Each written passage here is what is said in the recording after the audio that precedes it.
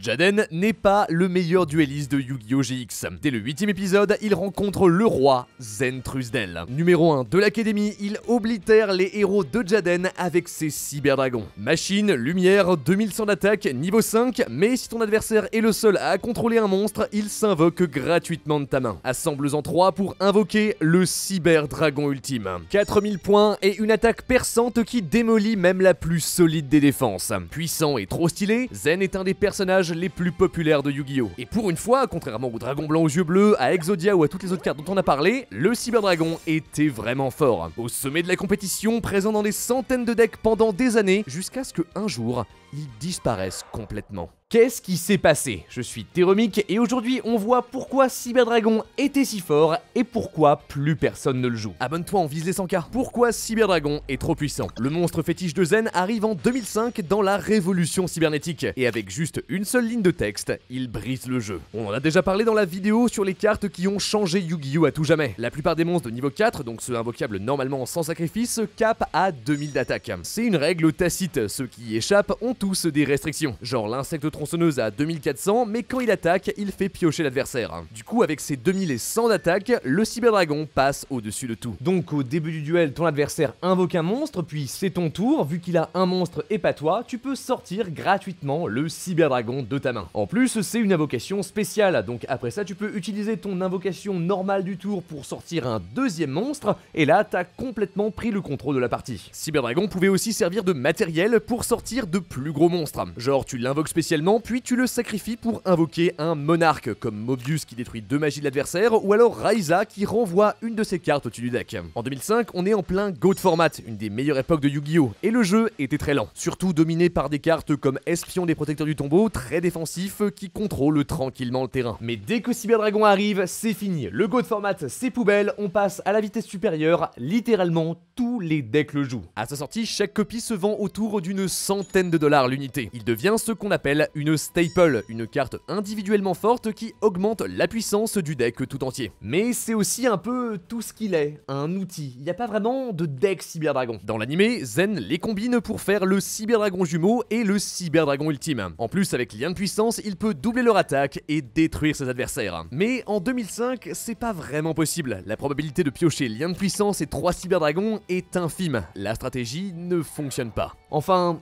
pas encore. Heureusement, un an plus tard, il reçoit Chimeratech Overdragon. À toi, Chimeratech Dragon Suprême!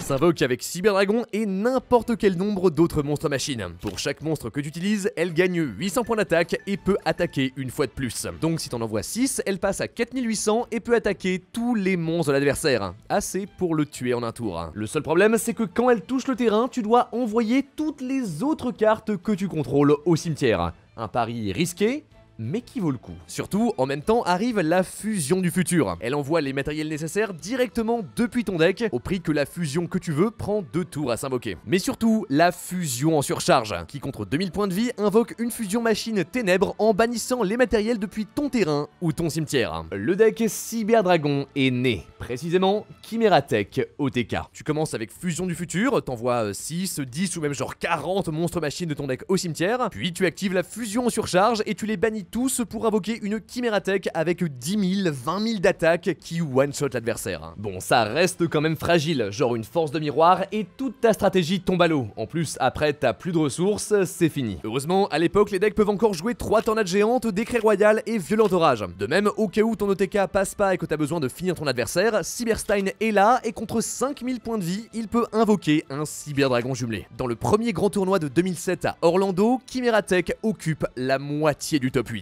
Parmi eux, Pauline a l'idée de mélanger le deck avec les rouages anciens, qui empêchent l'adversaire d'activer des magies et pièges pendant la battle phase. C'est l'OTK garanti. Une stratégie unique qui lui offre la victoire. Mais rapidement, toutes ces cartes se font limiter ou interdire. En mars 2007, c'est carrément la fusion en surcharge qui est limitée à une copie. C'est le dernier clou dans le cercueil. La stratégie devient plus fragile et absolument pas consistante. On préfère des decks moins explosifs qui contrôlent lentement le terrain sans tout mettre dans une seule carte. Chimera Tech est parfois une stratégie secondaire dans d'autres decks machines, comme par exemple avec Jinzo qui annule toutes les pièges, parfait pour OTK. Mon préféré c'est ce deck qui a fait top 4 au AZC d'octobre 2007 et il est incroyable. De base c'est du burn avec donc des magies et pièges qui infligent des dégâts à l'adversaire, mais dans son side il a tout le paquet Chimera Tech. Comme ça, game 2 ou 3, quand ton adversaire qui pense affronter du burn a retiré toutes ses pièges de combat, tu changes de stratégie et tu l'OTK de nulle part. Mais lentement, le deck disparaît et Cyberdragon redevient juste une staple. Après, une bonne staple, on le voit toujours beaucoup jusqu'au championnat du monde où il est présent dans tous les decks du top 8. Si bien qu'en 2008, il se fait d'abord limiter à 2 puis à une seule copie. Apparemment, Konami en avait marre de le voir, mais pas pour longtemps. En 2010, il revient à 2 copies et gagne une nouvelle carte, Technochimère, le dragon forteresse. Pour l'invoquer, pas besoin de polymérisation, tu peux la sortir en sacrifiant un cyberdragon et autant de monstres machines que tu veux, n'importe où sur le terrain. Donc si ton adversaire a un terrain rempli de machines, et ben t'invoques cyberdragon et t'envoies tout son terrain au cimetière pour invoquer une technochimère. Ça tombe bien parce que à l'époque, les machines c'était très fort, on est en plein milieu du format Edison, dominé par les gadgets et les mécabots. Cyberdragon est une arme précieuse, une seule copie suffit à complètement renverser la partie. Et à nouveau, tout le monde le joue. Son avenir en tant que staple est assuré. Maintenant, dès qu'un deck machine devient un peu trop fort, on se remet à jouer Cyberdragon et Technochimère pour le contrer. Par exemple, en 2015, la méta était dominée par Cosmo, des vaisseaux spatiaux qui ne sont pas ciblables et en plus qui invoquent d'autres du deck quand ils sont détruits. Une vraie galère. Heureusement, la Technochimère ne détruit pas, elle envoie au cimetière. C'est différent, c'est des mots différents, donc le Cyberdragon est le contre parfait. Dans le même esprit, en 2017, on découvre le Dragon Megaflot Chimera Tech. Une nouvelle fusion, cette fois tu peux l'invoquer en envoyant au cimetière un cyberdragon et un monstre dans la zone extra. C'est une nouvelle zone à l'époque récemment instaurée dans laquelle vont les fusions Xyz, Synchro et Lien. D'un coup, Cyberdragon devient donc capable de se débarrasser de n'importe quel monstre gênant. Quand tu joues deuxième, c'est super. Après, en 2020, les règles changent à nouveau et maintenant seuls les liens et les pendules doivent aller dans la zone extra. Les fusions Synchro et Xyz peuvent de nouveau être mis n'importe où sur le terrain comme avant, donc Megaflot devient beaucoup moins fort. Du coup, c'est devenu une méga flop. Allez, ça s'est envoyé ça, j'ai pas raison ou quoi? Non. Surtout, aujourd'hui, invoquer un monstre à 2100, ça ne suffit plus. Avec le temps, Cyberdragon s'est fait remplacer par des staples plus puissantes. Maintenant, si tu joues deuxième, ne perds pas ton temps avec lui. Prends plutôt des cartes comme Orage Foudroyant ou à Force Égale qui rasent le terrain de l'adversaire. Aujourd'hui, presque plus personne ne joue Cyberdragon. Ou du moins, pas de cette manière. Ah, ça fait 3 heures qu'on joue, je suis crevé. Si ça continue, il va m'envoyer au royaume des ombres. Allez, qu'on en finisse. Joue ta dernière carte impuissante. J'ai si soif, si seulement j'avais un peu d'énergie. Pyro, prends ça. Mon dieu, cette vidéo est sponsorisée. Oli a révolutionné le monde des soft drinks. Une gourde et des sachets à mélanger à de l'eau pour créer ta propre boisson. Plus pratique, écologique et surtout pas de sucre et pas de taurine. Que des arômes et des colorants naturels. Leur gamme Ice Tea est remplie de vitamines et d'antioxydants. Oh, mon corps, il va mieux, l'âme des cartes est avec moi. Mieux, leur gamme énergie utilise de la New Caf, une caféine cristallisée qui tient plus longtemps et évite les crashs après coup. Oh, toute cette vigueur. Oui, je me souviens de mon combo, c'est parti. Oli propose différents packs de découverte, 14,99 ou 19,99 avec un shaker. Le lien en description vient automatiquement avec un code promo pour économiser 5€ sur ta première commande, en plus d'un autre pour 10% de réduction. C'est en description, alors toi aussi réhydrate-toi de la bonne manière. Grâce à Oli, j'ai retrouvé ma puissance. Qu'est-ce que... Anéantis-le. Non, c'est impossible. Comment on a réinventé Cyberdragon? En 2011, après la fin du format Edison, Cyberdragon disparaît. Le jeu s'accélère, on commence à avoir de plus en plus de gros combos impassables et il n'est plus assez fort. On va quand même pas laisser mourir un monstre aussi iconique. En 2014, Konami annonce la révolution Cyberdragon. Un miracle, les decks de structure sont toujours une occasion de donner à une carte plein de supports d'un coup. Et on n'a pas été déçu. À l'intérieur, Cyberdragon Nova. X65, tu l'invoques en superposant 2 monstres machines. Sur le terrain, elle booste son attaque, elle ramène un Cyberdragon du cimetière, et si elle est détruite, elle invoque une fusion machine gratuitement de ton extra deck. Un excellent boss pour la stratégie, couplé au noyau Cyberdragon que tu peux bannir de ton cimetière pour invoquer un Cyberdragon de ton deck. Surtout, quand tu l'invoques, il va te chercher n'importe quel magie piège cyber, comme usine de cyber réparation qui ajoute lui-même n'importe quel monstre machine lumière lumière de ton deck à ta main. Mais le plus important, c'est que sur le terrain, Noyau est considéré comme Cyberdragon. Ça veut dire que si tu actives Machine de duplication, qui cible un monstre machine avec 500 d'attaque ou moins pour invoquer 2 monstres du même nom depuis ton deck, et ben t'invoques 2 vrais Cyberdragons. Une X65 gratuite. Allez, c'est trop fort, ça va être méta. Bah non. Le problème, à peine 2 mois plus tard, sort l'Alliance des Duellistes. Un set rempli de cartes incroyables, c'est le set qui a changé pour toujours l'histoire de Yu-Gi-Oh! Nova est cool, mais face à une construction Mahon de l'ombre qui détruit tous les monstres invoqués spécialement qui la combattent, bah ça sert à rien. Il faut attendre encore 2 ans. Dans les Destructeurs de l'ombre arrive le Cyberdragon infini. X6 de rang 6, elle s'invoque en se superposant sur un Cyberdragon Nova. Une fois par tour, tu peux cibler un monstre en position d'attaque sur le terrain et l'attacher comme matériel. Finalement, quand ton adversaire active une carte ou un effet, tu peux détacher un matériel, annule l'activation et détruire la carte. 2 des meilleurs effets de tout le jeu, et en plus, elle est super simple à invoquer. Un peu plus tôt, on avait eu le Soldat Galactique, qui à lui tout seul peut mettre 2 monstres machines de niveau 5 sur le terrain, que tu superposes pour Nova, puis Infini. Mais on reçoit aussi Dragon du Carnage Chimératech. Une autre fusion, quand tu l'invoques, tu détruis autant de magie et pièges sur le terrain que de Cyberdragon que t'as utilisé pour l'invoquer, ce qui veut dire au minimum 2. Enfin, tu peux envoyer 2 machines lumière de ton deck au cimetière, ce tour, Carnage peut attaquer 2 fois de plus. Le digne héritier de Chimératech, c'est l'outil parfait pour OTK.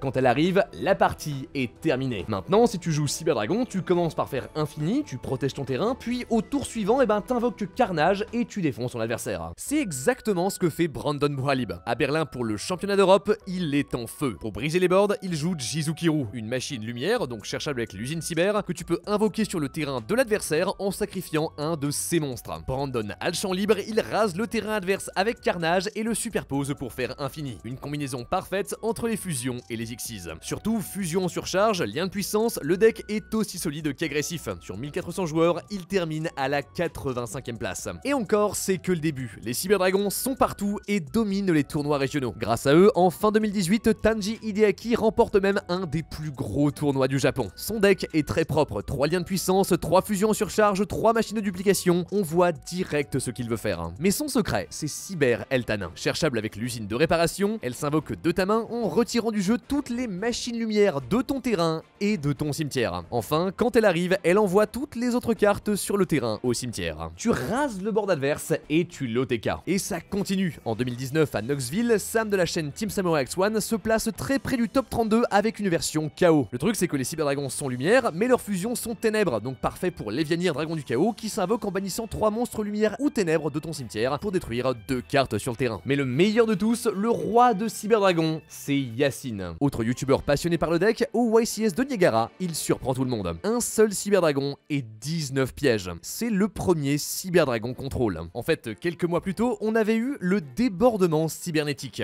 Tu bannis des Cyberdragons de niveaux différents depuis ta main, terrain ou cimetière et tu détruis des cartes adverses égales au nombre de monstres que tu as bannis. Également, si le débordement est détruit par un effet de carte, tu peux ajouter une magie ou piège cyber de ton deck à ta main. Enfin, maintenant, les Cyberdragons peuvent jouer en premier. Yacine commence par contrôler le terrain avec Infini, débordement couplé de super polymérisation et assaut solennel. Rapidement, l'adversaire tombe à court de ressources, il n'a plus qu'à invoquer Carnage et le terminer tranquillement. Il arrive jusqu'en top 8, c'est une vraie prouesse, mais c'est pas la version que l'histoire retiendra. Ça reste assez linéaire, le grind n'est pas très bon, et surtout quand t'as compris comment ça fonctionne, tu peux assez facilement le contrer. Mais au même moment, d'autres innovent une stratégie encore plus folle, Cyberdragon Orcuste. Dans le pouvoir du duelliste sort Cyberdragon Nacheteur. S'invoque de ta main en défaussant un autre monstre. Quand il touche le terrain, tu peux invoquer un monstre machine avec 2100 d'attaque ou de défense de ton cimetière. Super pour ramener un Infini, un jumeau ou Dingirsu, le boss du deck Orcuste.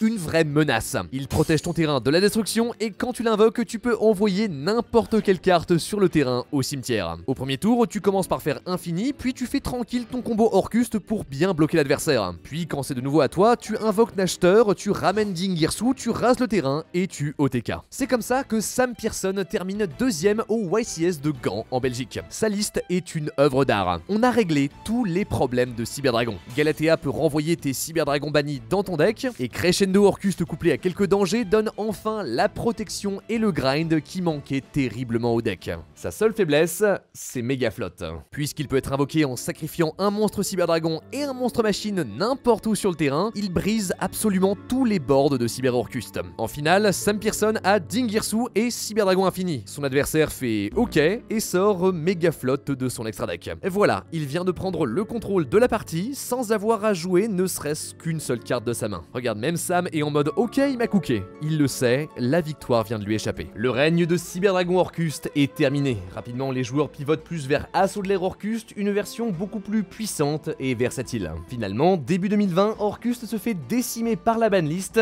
On n'en entend plus jamais parler. Cyberdragon top toujours, mais beaucoup moins qu'avant. On venait à l'époque de recevoir Anaconda vers Prédaplante. Lien 2 paye 2000 points de vie et envoie une magie de fusion directement de ton deck au cimetière, applique son effet. Littéralement, c'est une fusion gratuite. Ultra fort. Maintenant, si tu joues en premier, tu invoques le soldat dragon sombre aux yeux rouges pour protéger ton terrain, et si tu joues deuxième, tu invoques Carnage pour détruire l'adversaire. Avec le deck fait quelques tops, mais on sent que c'est la fin. Le deck de structure date de 2014, il y a 6 ans. Entre temps, la méta a évolué. Jusque-là, Cyberdragon tenait le coup, mais il commence à se faire dépasser. Comment Cyberdragon a disparu ?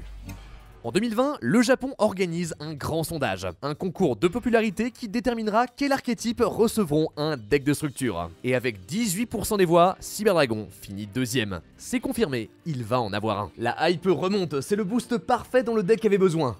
Mais non. Lorsque l'Assaut Cyber sort en 2021, on est assez perplexe. C'est finalement plus un deck de structure pour les Cyber Ténébreux. C'est l'autre deck que Zen joue dans l'animé après qu'il soit devenu dark et edgy. Le Zen que tu as connu a disparu et il ne reviendra jamais plus.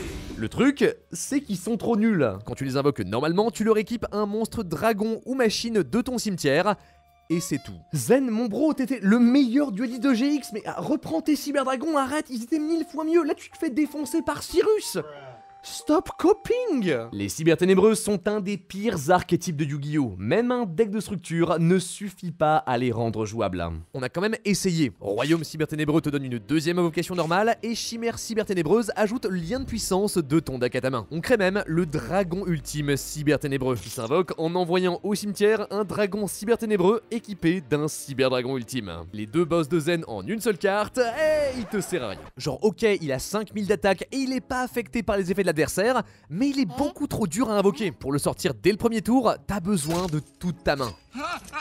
En fait, si ce que tu veux c'est un gros monstre impassable, alors joue l'arrivée Cyber Signister. Plus simple à invoquer, il monte à 6000 et en plus il peut détruire un monstre de l'adversaire. Cyberdragon c'est un deck qui se joue deuxième, qui brise le terrain et qui OTK. Une grosse fusion comme ça, mais ça n'a rien à faire là. Et c'est même plus, dans le deck de structure, il n'y a aucune carte qui aide cette stratégie. Littéralement, ça a servi à rien. Et aujourd'hui, le Cyberdragon a disparu. On le voit de temps en temps, maintenu en vie par quelques passionnés. Récemment, on a eu Dualité qui invoque Carnage presque gratuitement et Nuit des Machines. Magie continue, elle transforme tous les monstres sur le terrain en machines. Ça veut dire que si tu l'actives et que t'invoques Cyberdragon, alors avec une seule technochimère, tu manges tous les monstres de l'adversaire. Récemment, Yacine est revenu avec Cyberdragon Horus Runique. Visiblement, ça marche. Ok, bon, ce mec a un plus gros cerveau que moi. Le truc, c'est que les Cyberdragons sont clairement portés par le reste du deck. C'est une version inférieure de ce qui existe déjà. Je doute que ça domine la méta. Le problème est plus large. Aujourd'hui, les decks OTK n'existent plus. Avec le Dragon Épée Borel, Access Codeur Bavard, littéralement tous les decks méta peuvent briser le terrain adverse et mettre 8000 points de dégâts en un tour. Eux, en plus, n'ont pas de problème à jouer premier, là où le Cyberdragon a beaucoup de mal si l'adversaire le laisse commencer. Mais la vraie raison, c'est que les decks modernes sont devenus plus résilients. On a passé l'époque des gros terrains à briser. Roi du Feu et son gros monstre qui revient du cimetière, Bystial et ses dragons qui s'invoquent de la main n'importe quand, même si tu rases leur terrain, ils peuvent repartir très facilement. Un simple Carnage n'a plus aucune chance de mettre fin à la partie. Cyberdragon est loin d'être mauvais, d'ailleurs de toute cette liste qu'on a fait, c'est de loin le meilleur. Mais aujourd'hui, toute la philosophie sur laquelle il a été construit est obsolète.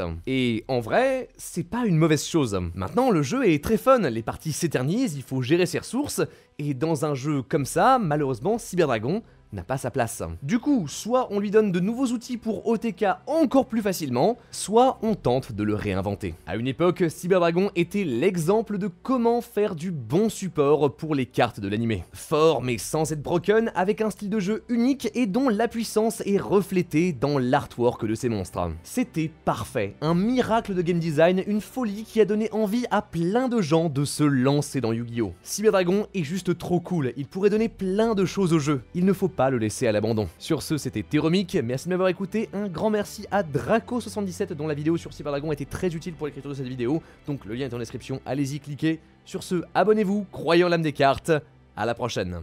Encore merci à Oli d'avoir sponsorisé cette vidéo, allez voir le pack découverte en description et économisez 5 € avec le code TERO5.